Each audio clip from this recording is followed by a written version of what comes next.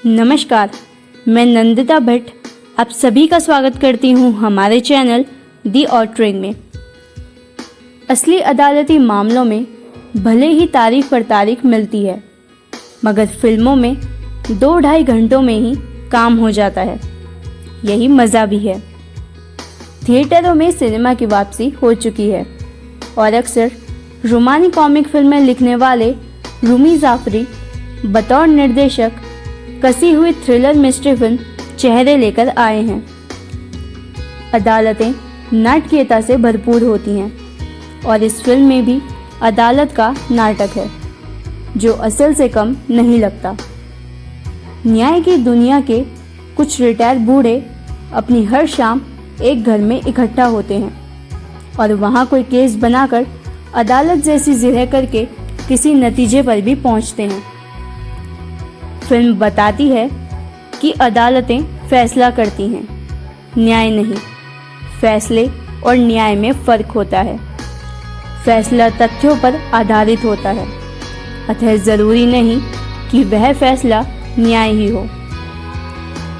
Film में मनाली की भीषण बर्फबारी में दिल्ली जाने के लिए निकला एक एड एजेंसी का सीईओ समीर मेहरा बीच में फंस जाता है।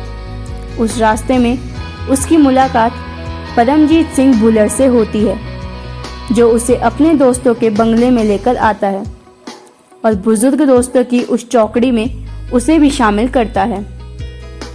खुशमिजाज, अमीर और स्टाइलिश अजनबी समीर को सब इस खेल का हिस्सा बनाते हैं, मगर टाइम पास के लिए खेलने वाले समीर को इस बात का ज़रा भी अंदाज़ा नहीं था कि मस्ती मजाक में शुरू हुए इस खेल की परिणति कितनी भयानक साबित होगी। बातें शुरू तो बड़ी ही आराम से होती हैं, लेकिन जब समीर मेहरा से पूछा जाता है कि क्या उसने कभी अपराध किया है, जिसके जवाब में समीर इनकार करता है। बाद में वह बातों बातों में बताता है कि हाल ही में उसके पहले बॉस की मृत्यु हुई, जो काफ़ी खड़ूस टाइप के इंसान थे। उसकी जगह ही कंपनी में समीर को प्रमोट कर दिया गया। बस इसी बात पर ही लतीफ़ जैदी कहते हैं कि मान लेते हैं ये कत्ल समीर मेहरा ने ही किया है। केस शुरू होता है। ये केस किस तरह से उलझता है और समीर अपने आप को बचा पाता है या नहीं, ये सब तो आप फिल्म देखने पर ही जानेंगे। चेहरे एक रोचक कहानी है, लेकिन इसमें ड्रामे का हिस्सा कम है। अधिकतर बातचीत चलती है, खास तौर पर पहले हिस्से में। दूसरे में ज़रूर जब मेहरा के पक्ष विपक्ष में अदालती खेल की जिरह शुरू होती है तब रोमांच बढ़ता है, मगर अंत में फिल्म न्याय व्यवस्था को लेकर अपनी राय जाहिर करते हुए पूरी तरह से अमिताभ बच्चन के हाथों में आ जाती है, जहां वह 10-12 मिनट का लंबा संवाद अकेले बोलते हुए भावनाओं का ज्वार पैदा करने की कोशिश करते हैं।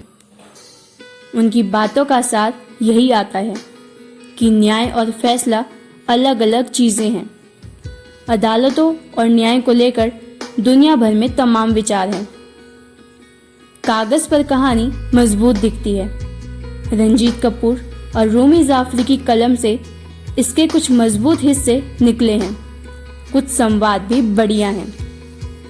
रूमी जाफरी के निर्देशन पर पकड़ है और एक सीमित दायरे में भी वह बांधे रखने में सफल है। चेहरे एक कोर्ट रूम ड्रामा है। इसमें थ्रिलर के तत्व भी हैं। बिग बी वकील के रूप में कभी हंसते हंसाते तो कभी तीखी नज़र से देखते हुए जिस अंदाज में मुकदमे को मंजिल की तरफ ले जाते हैं, उसमें सस्पेंस भी है और नाटकीयता भी। फिल्म में अमिताभ बच्चन, इमरान हाशमी, अन्नू कपूर, रिया चक्रवर्ती, क्रिस्टल डिसूजा, धृतराम चटर्जी, रघुवीर यादव आदि मुख्य कलाकार हैं। फिल्म के कलाकारों ने अपने अपने स्तर पर बढ़िया प्रदर्शन दिया है। उनके किरदारों में अलग अलग शेड्स नजर आते हैं और दर्शकों को आकर्षित करते हैं। जिन दर्शकों को अदालती ड्रामा और क्राइम कॉमिक्स अच्छा लगता है तो चेहरे मूवी उनके लिए है। अगर आपको हमारी आज की वीडियो पसंद आई हो तो उसे लाइक, कमेंट और शेयर ज़रूर करें। बॉलीवुड से जुड़ी खबरों के लिए हमारे चैनल को तुरंत सब्सक्राइब करें। धन्यवाद।